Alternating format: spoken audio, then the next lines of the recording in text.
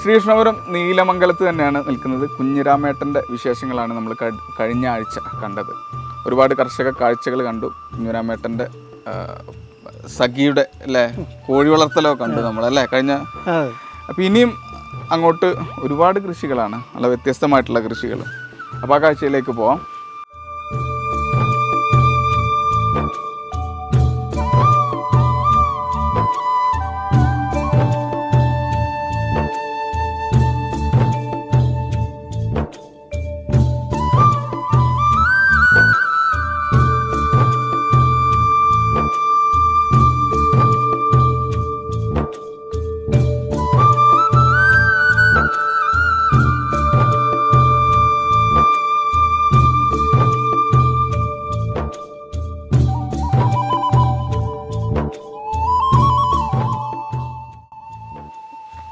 രണ്ട് ഇപ്പൊ ഇതിങ്ങനെ നമ്മൾ നടക്കാൻ വേണ്ടിട്ട് ഒരു വരമ്പിട്ടതാണോ? ഇവിടെ എന്തെങ്കിലും ഒരു വയറ് ഇങ്ങനെ കെട്ടി അത് നമ്മള് കിണറ്റിനുള്ള വെള്ളം അവിടെ മോട്ടറിന് വേണ്ടിട്ട് ഇട്ടാണല്ലേ? എവിടെയാണ് കിണറ്? കിണർ കുറച്ച് ദൂരെ നമുക്ക് അത്യാവശ്യം മൈസൂർ പോകാൻ അല്ലേ? അത് മുകളില് വിളഞ്ഞു നിൽക്കുന്ന ഇതുണ്ട്. ഇതൊക്കെ നമ്മള് മാർക്കറ്റിൽ കൊണ്ടുപോയി വിൽക്കാറാണോ? അതെ മാർക്കറ്റിലുണ്ട് അല്ലേ? അപ്പൊ ഞങ്ങള് 2-3 ആളെ ഉള്ളൂ. അതൊന്നും ഇവിടെ ചെലവാകില്ല. മാർക്കറ്റിൽ ഇപ്പൊ അത്യാവശ്യം വിലയൊക്കെ ഉണ്ടോ? ഇപ്പൊ വിലയുണ്ട്. 46 റുപ്യൊക്കെ നേന്ത്രക്കായക്ക് കിട്ടും. നേന്ത്രക്കായക്ക് വെള്ളം നമ്മൾ എങ്ങനെയാണ് ഇവിടുത്തെ ഒരു വെള്ളം ഡ്രിപ്പ് ഉണ്ട്. ഇതിനൊക്കെ സ്ഥിരമായിട്ട് നനക്കണല്ലോ അല്ലേ? ഞാൻ ഇപ്പൊ എങ്ങനെ വെച്ചാൽ ഈ പിന്നെ കംപ്ലീറ്റ് ഡ്രിപ്പ് ഇടും. നമ്മള് ഡ്രിപ്പിന്റെ പൈപ്പ് അതാ അവിടെ കണ്ടു. പിന്നെ സ്പ്രിംഗ്ലർ ഉണ്ട്. സ്പ്രിംഗ്ലർ ആകുമ്പോൾ എന്താ വെച്ചാൽ കൂടുതൽ വെള്ളം വേണം, കൂടുതൽ ചിലവാകും എന്നുള്ളതിൽ ഇപ്പോൾ കൂടുതൽ ഡ്രിപ്പാണ് ഇപ്പോൾ. ആണല്ലോ. നമുക്ക് ആവശ്യത്തിന് വെള്ളം അവൈലബിൾ ആണോ? ആവശ്യത്തിന് പോരാ. അല്ല നമുക്ക് വറ്റില്ല വേറെ, പക്ഷെ നനയ്ക്കാനുള്ള വെള്ളമില്ല. നമ്മുടെ ആവശ്യത്തിനൊക്കെ ധാരാളം നനയ്ക്കില്ല. അതുകൊണ്ടാണ് ഈ ഡ്രിപ്പ് ആക്കിയത്. വെള്ളത്തിന്റെ ഒരു പ്രശ്നമുണ്ട്. ഡ്രിപ്പോ സ്പ്രിംഗ്ലറോ ഇട്ടിട്ടൊക്കെ ആണെങ്കിൽ വെള്ളത്തിനുള്ള സാധ്യതകളില്ല ഇതില്. വേറെ ഇനിയിപ്പോ വേറെ കിണർ തന്നെ വലിയ കിണറാ. അത് ശരി. എന്റെ കിണർ തന്നെ വലിയ ഒരു 24 വട്ടം കിണറാണ്. അത് ശരി. പ്ലാവുകളൊക്കെ സാധാരണ പ്ലാവാണോ? അല്ല, ഇത് ബഡ് തയ്യാണ് അല്ലേ? അത് ശരി. ഓ ആയിക്കോട്ടെ. കൊക്കോ അത് ജാതിയാണ്. അല്ല ജാതിയല്ല, റംബൂട്ടാനാണോ? ശരിയില്ല. പക്ഷെ ഇപ്പൊ റംബൂട്ടാന്റെ സീസൺ അല്ല ശരിക്കും. അതെ, പ്രാവശ്യം അത് കാച്ചിട്ടില്ല. കഴിഞ്ഞ പ്രാവശ്യം ഉണ്ടായിരുന്നു. ശരി. എന്താണ് ഈ പ്രാവശ്യം ലേശം ഈ ഇതൊക്കെ കൂടി ഷെയ്ഡ് വന്നതിന്റെ ഒരു പ്രശ്നം ഉണ്ടാവും ഇവിടെ. അതുണ്ട്, നിറയുണ്ട്. അതൊക്കെ വിൽക്കാൻ പറ്റുമല്ലോ? വിൽക്കാറുണ്ട്. ഈ ഒരു ഏരിയ മാത്രമേ ഉള്ളൂ അത്? അതെ, ഇവിടെ ഒരു 2 മരട് മാത്രമേ ഉള്ളൂ. നമ്മൾ ഇവിടെ തന്നെ ഈറ്റ മാത്രം കൃഷി ചെയ്യുന്ന ഒരു എപ്പിസോഡ് ചെയ്തിട്ടുണ്ട് ഇതുപോലത്തെ. അതെ, ഈറ്റ മാത്രമാണ് അവർ കൃഷി ചെയ്യുന്നത്. ഇതിപ്പോ എന്താ വെച്ചാൽ അങ്ങോട്ട് ഉയർന്നു പോയിട്ട് കഴിഞ്ഞ പ്രാവശ്യം ഒക്കെ ഇങ്ങോട്ട് ഉയർന്ന് ആ കാറ്റിൽ ഇങ്ങോട്ട് ഒക്കെ കൂടി ഇതിന്റെ മുകളിൽ കൂടെ ഇങ്ങോട്ട് ചാഞ്ഞു. അപ്പൊ ഞാൻ അതിന്റെ എല്ലാതിന്റെയും തല വെട്ടി. ഇപ്പൊ കൊടുക്കാറുണ്ട്. വേറെ ഉണ്ടോ ഈറ്റ? ഇല്ല, ഇത് ഈ 2 പക്ഷെ ഇതിലെന്നെ അത്യാവശ്യത്തിലധികം ഇതിപ്പോ ഇതിന്റെ മുഴുവൻ അല്ലെങ്കിൽ നല്ല ഇവിടെ ആവശ്യത്തിനൊക്കെ അത് ഈ കായ്പയ്ക്ക് പന്തലിനും ഇതൊക്കെ തന്നെ എടുക്കാറുള്ളത്. ഇത് നമ്മൾ എന്തെങ്കിലും പ്രത്യേകിച്ച് വളമോ? പ്രത്യേകിച്ച് വളമൊന്നും ഇട്ട് കൊടുക്കുന്നില്ല. തൊടി കൂടി ഉള്ളതൊക്കെ കൂടി വലിച്ച് ഇതിനൊക്കെ ഇടുന്നത് കുറേശ്ശെ അത്രേ ഉള്ളൂ അല്ലേ? ശരി. ഇതൊക്കെ വെള്ളത്തിനുള്ള അത് വെള്ളത്തിന് ഡ്രിപ്പിന്റെ പൈപ്പാണ് അതാ കാണുന്നത്, അപ്പുറത്ത് കാണുന്ന ആ നീളത്തില്. പിന്നെ അവിടുന്ന് ഇങ്ങനെ നീളത്തിൽ ഇങ്ങനെ ഇങ്ങനത്തോട് ഡ്രിപ്പ് ഇട്ട് കൊടുക്കും. ചെറിയ പൈപ്പ്, അത് മെയിൻ പൈപ്പാണ്. അത് പന്നി വരാതിരിക്കാനുള്ളതല്ല. അതുണ്ട്, പന്നി വരാതിരിക്കാൻ. പന്നി ഇപ്പൊ ശല്യം ഉണ്ടോ ഇത് വെച്ചതിന് ശേഷം? വെച്ചതിന് ശേഷമല്ല, വെച്ചതിന്റെ മുന്നേ ഒക്കെ തപ്പോ ഇങ്ങനെ ഈ നാളികേരൊന്നും രാവിലേക്ക് കാണുന്നില്ല, ഒക്കെ പൊളിച്ചു കിടക്കും. ഇപ്പൊ പിന്നെ പ്രശ്നമുണ്ടോ? മയിലിന്റെ പ്രശ്നമുണ്ട്. പക്ഷെ ഇതിലിപ്പോ മയിലിന് തിന്നാൻ പറ്റിയതൊന്നുമില്ല. പച്ചക്കറിയാണ്. തേങ്ങ മയിലില്ല. തെങ്ങില് പാറി വന്നിരിക്കും. മയിലിനെ കൊണ്ട് തെങ്ങിന് ശല്യമല്ല. അത് ശരി. ഇപ്പൊ ഇവിടെ വന്നു കഴിഞ്ഞാല് ഇതെന്താണ് ഇവിടെ ഇങ്ങനെ വിളഞ്ഞു നിൽക്കുന്ന നാരങ്ങ അല്ലേ? ഏതാണിത്? ഏതാ എണ്ണം? നമ്മുടെ ഈ വടുവപ്പുള്ളി. പക്ഷെ അത് ഇത്രയും വലിപ്പം കണ്ടാൽ മതിയോ? ഇല്ല, ഇനി ഇത് വലുതാവണ്ടോ? ഇത് എന്താ വേറൊരു വിഷയിച്ചപ്പോ കൂടുതൽ ഷെയ്ഡായി. ശരിക്കും ഇത്രയൊക്കെ സൈസ് വരുന്ന സാധനമല്ലേ? കുറച്ചുകൂടി വരും. അതെ, കുറച്ചുകൂടിയും വരും. പക്ഷെ അത് കഴിഞ്ഞ വർഷം ഇതിൽ നിറയെ ഉണ്ടായിരുന്നു. എന്നിട്ട് ചില കൊമ്പൊക്കെ ഓണത്തിനൊക്കെ നല്ല സീസണാണ്. കഴിഞ്ഞ പ്രാവശ്യം ഞാൻ ഇവിടെ ഈ നാട്ടുചന്തയിൽ ഓണച്ചന്ത പഞ്ചായത്തിന്റെ ഇതിലേക്കൊക്കെ ഞാൻ ഇവിടുന്നാണ് ഇത് കൊണ്ടുപോയത്. കുറെ ഉണ്ടായിരുന്നു. മൂപ്പായിട്ടുണ്ട്. ഇറക്കണം ഒരു ദിവസം. അതല്ലേ, ഇങ്ങനത്തെ എത്ര മരമുണ്ട് നമുക്ക്? ഇത് മാത്രമാണ് തന്നെയുള്ളൂ. മരമുണ്ട്, വേറെ ഉണ്ട്. പക്ഷെ ഈ ഒരു പ്രശ്നം പറഞ്ഞല്ലോ, ഈ ഷെയ്ഡിന്റെ പ്രശ്നം പറഞ്ഞല്ലോ, കുറച്ച് അവിടെ ഇവിടൊക്കെ അത്. അപ്പൊ അതിനൊരു സൊല്യൂഷൻ കാണണ്ടേ? ഇനിയിപ്പോ സൊല്യൂഷൻ കാണുകയെന്ന് വെച്ചിട്ടുണ്ട്. ഒന്നുകിൽ ചിലത് മുറിച്ച് കളയുക, അതല്ലെങ്കിൽ വേറെ ഇനി വെക്കുന്നില്ല. കേടുവന്നതും പോയതോ ഒക്കെ കളയുക. ഇപ്പൊ നമ്മള് ഇപ്പൊ ഇതിന്റെ മുന്നേ നമ്മള് പോയ ഒരു സ്ഥലത്ത് എന്ന് പറഞ്ഞാൽ അവര് മിക്സഡ് ആയിട്ടാണ് ഇത് ചെയ്തത്. പല കൃഷികള് മിക്സ് ചെയ്തിട്ട് അതുപോലെ തന്നെയാണല്ലോ ഇപ്പൊ ഇവിടെ. അപ്പൊ അവരും ഇതേ പ്രശ്നം നേരിടേണ്ടി വരുമെന്നാണ് ഞാൻ ചോദിക്കണത്. അല്ലാതെ അണവായ സൂര്യപ്രകാശം ഇല്ലെങ്കിൽ ഇപ്പൊ തെങ്ങിന് കായ്ക്കണമെങ്കിൽ നല്ല സൂര്യപ്രകാശം വേണം. ഇപ്പോൾ കവുങ്ങിനും ഒരു 80% സൂര്യപ്രകാശമൊക്കെ കവുങ്ങിനും വേണം. പിന്നെ ഇപ്പോൾ ചെറിയ ഷെയ്ഡൊക്കെ അങ്ങനെ ജാതി തൈകൾക്കൊക്കെ ചെറിയ ഷെയ്ഡ് വേണം. അങ്ങനെയാണ്. അത് ശരി. അത് ജാതി തൈയാണ്. ഏതാണ് ഇത്? ഇത് കുറേ ഉണ്ട്, കുറച്ചെണ്ണം ഉണ്ട്. 10-15 ജാതി കുറെ വെച്ചിട്ടുണ്ടല്ലേ?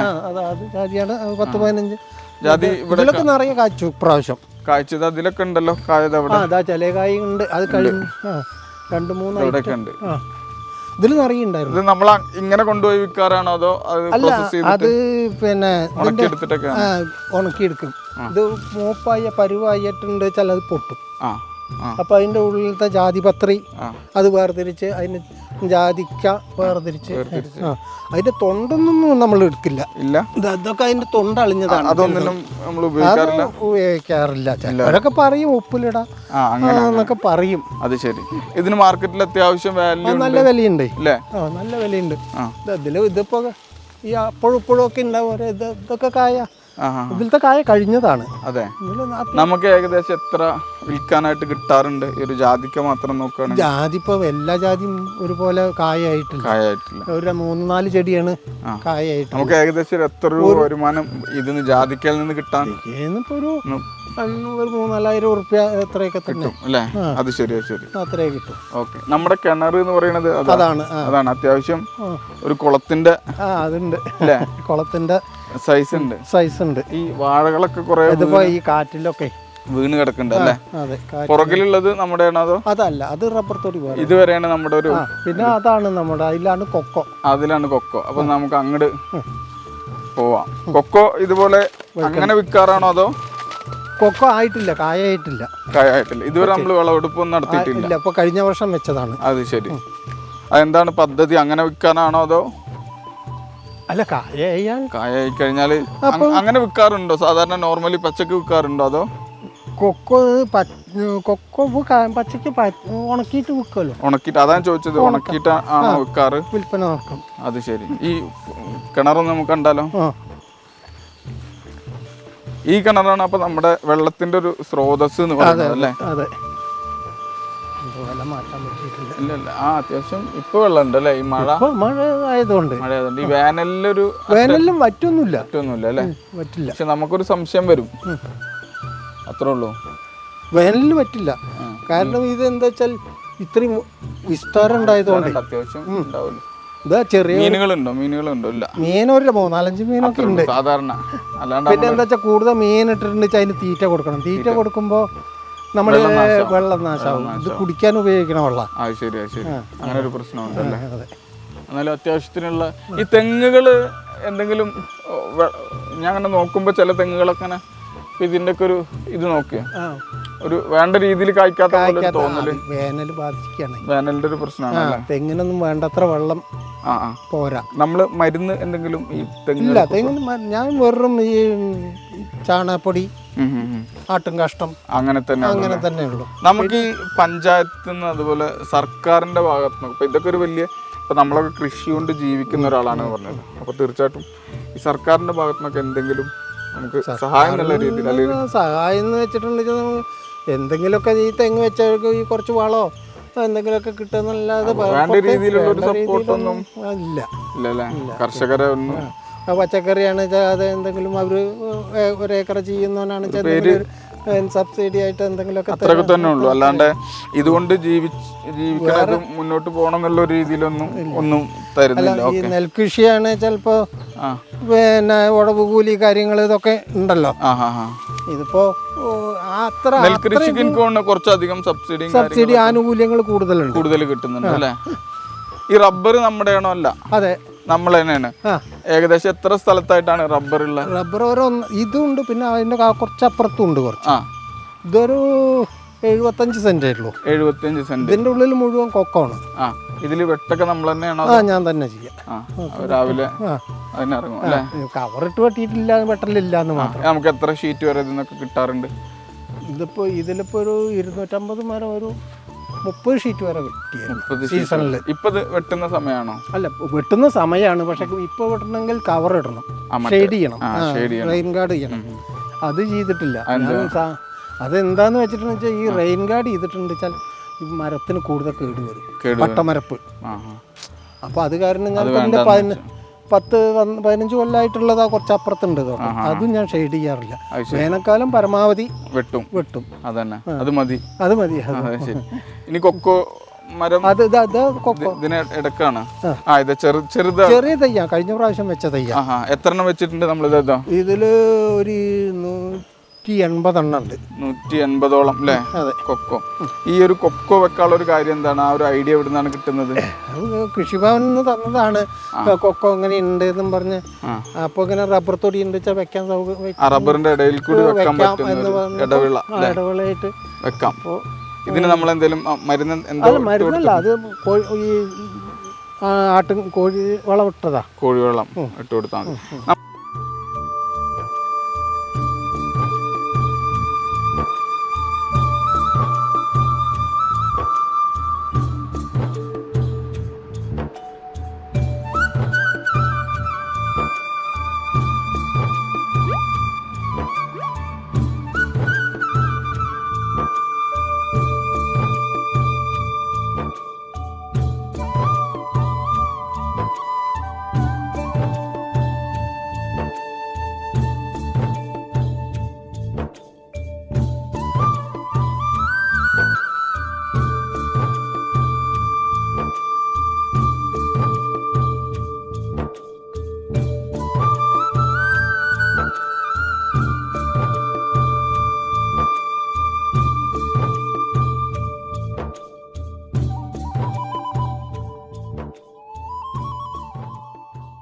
നമ്മൾ ഇവിടുത്തെ മൊത്തം കൃഷിയിൽ ഏതെങ്കിലും രീതിയിലുള്ള ഈ യൂറിയ പോലത്തെ രാസവളങ്ങൾ ഉപയോഗിക്കുന്നുണ്ട്? ഒരു പ്രാവശ്യം കുറേശ്ശെ. പിന്നെ എന്തുകൊണ്ട് ഇടാത്ത? അല്ല, പിന്നെ ഇടേണ്ട ഒരു പ്രാവശ്യം ഇട്ട് കൊടുക്കും, പിന്നെ ഇടേണ്ട ആവശ്യം വരുന്നില്ല. പിന്നെ നമുക്ക് കണ്ടുമാനം ഈ വെണ്ണീറൊക്കെ ഉണ്ട്. അപ്പൊ അത് അതെ. പിന്നെ ഈ ആട്ടും കാഷ്ടം, വളപ്പൊടി, ഈ ശരിക്കും രാസവളം അത്ര നിർബന്ധം അല്ല എന്നാണ്. നിർബന്ധം അത്ര ഈ വെണ്ണീറൊക്കെ ഉള്ള അവസ്ഥക്ക് അത്ര വേണമെന്നൊന്നുമില്ല അല്ലേ? അപ്പൊ നമ്മൾ ഈ വിളവെടുപ്പ് ഈ കൊക്കോ മറ്റുള്ള ചെടികൾക്കൊന്നും ഞാൻ രാസവളം ഉപയോഗിക്കാറില്ല. നമ്മൾ ഈ വിളവെടുപ്പിനൊന്നും അത് ബാധിക്കാറുണ്ട്? വിളവിന് ഈ രാസവളം ഇട്ടാലും ഇട്ടില്ലെങ്കിലും വിളവിന് അത്ര ബാധിക്കാറൊന്നുമില്ല അല്ലേ? പക്ഷെ കേടുകളും കുറയും. അത് ശരി. നമുക്ക് കുറച്ച് വിളവ് കുറയുമെങ്കിലും അപ്പൊ കേട് കുറയും. ഈ ഒരു കർഷകൻ എന്നുള്ള നിലക്ക് ഏതെങ്കിലും രീതിയിലുള്ള അംഗീകാരങ്ങൾ കിട്ടിയിട്ടുണ്ട്. പഞ്ചായത്തിൽ നിന്ന്, കൃഷിഭവനിൽ നിന്ന്, പിന്നെ ഇവിടെ നാട്ടിൽ നിന്നുള്ള അംഗീകാരങ്ങളൊക്കെ. അത് ശരി. ഈ ഒരു കർഷകൻ എന്നുള്ള നിലക്ക് ഇത്രയും കാലം ജൈവ കർഷകൻ എന്നുള്ള നിലയ്ക്കും പിന്നെ മുതിർന്ന കർഷകൻ എന്നുള്ള നിലയ്ക്കും അവാർഡ്. സന്തോഷമാണോ ഈ ഒരു ജോലി ചെയ്തിട്ട്? ഇങ്ങനെ സന്തോഷമാണ്. ഈ ഒരു രാവിലെ എഴുന്നേറ്റ ഉടനെ എല്ലാ തൊടി കൂടെ പാടത്തു കൂടെ ഒക്കെ ഒന്ന് പോവും. മറ്റൊരു ജോലിക്ക് ഇനി താല്പര്യമല്ല? ഇനിയിപ്പോ മറ്റൊരു ജോലിക്ക് താല്പര്യമില്ല. നമുക്ക് നമ്മുടെ വീട്, നമ്മുടെ തൊടി, നമ്മുടെ മക്കളെ പോലെ കാണുന്നത്, നമ്മുടെ തോട്ടം, തൊടി, പറമ്പ് ഇതൊക്കെ കൂടി. അപ്പൊ ഇതാണ് കർഷകൻ എന്നുള്ള നിലക്ക് ഓരോ മനുഷ്യരും നേടുന്ന നേട്ടം എന്ന് പറയുന്നത്. സാമ്പത്തികമായിട്ടൊന്നും ആയിരിക്കില്ല പലപ്പോഴും, ഈ ആത്മസംതൃപ്തി തന്നെ ആയിരിക്കും അല്ലേ? സാമ്പത്തികമായിട്ട് ഇപ്പൊ ഇതൊക്കെ ഞാൻ എല്ലാം കണക്ക് വെക്കലുണ്ട്, പക്ഷെ കണക്ക് കൂട്ടി നോക്കലില്ല. ചിലപ്പോൾ സാമ്പത്തികമായിട്ട് നഷ്ടമായിരിക്കും ചില സമയത്ത്. അതിപ്പോ വേറെ ഒന്നുകൊണ്ട് ഇങ്ങനെ ചിലപ്പോൾ ഈ റബ്ബർ വെട്ടിയിട്ടോ അല്ലെങ്കിൽ റബ്ബർ ഷീറ്റ് വിറ്റിട്ടോ അല്ലെങ്കിൽ തേങ്ങ വിറ്റിട്ടോ അടയ്ക്ക വിറ്റിട്ടോ അത് ഒരു സൈഡായിട്ട് അങ്ങനെ പോകും. അപ്പോൾ എന്തായാലും ഈ കൃഷി കൊണ്ട് കിട്ടുന്ന ഒരു ഗുണമാണ് മറ്റൊരു പ്രൊഫഷൻ കൊണ്ടും ഇത്ര ഒരു കാം ആൻഡ് പീസ്ഫുൾ ആയിട്ടുള്ളൊരു ജീവിതം, അത്തരത്തിലുള്ളൊരു മൈൻഡ് ഉണ്ടാക്കിയെടുക്കാൻ പറ്റില്ല. അത് കൃഷിയിലൂടെ മാത്രമാണ് ഉണ്ടാക്കിയെടുക്കാൻ പറ്റുക. അപ്പോൾ അത്തരം കൃഷി കാഴ്ചകൾ നിങ്ങളിലേക്ക് എത്തിക്കുക എന്നാണ് കൃഷിദീപം കൊണ്ട് ഉദ്ദേശിക്കുന്നത്. കൃഷിദീപ കാഴ്ചകൾ, കർഷക കാഴ്ചകൾ അവസാനിക്കുന്നില്ല, അത് തുടരുകയാണ്. അടുത്ത ആഴ്ച മറ്റൊരു കർഷകൻ്റെ കൃഷി കാഴ്ചകളുമായി വീണ്ടും കാണാം. അതുവരേക്കും ഗുഡ് ബൈ.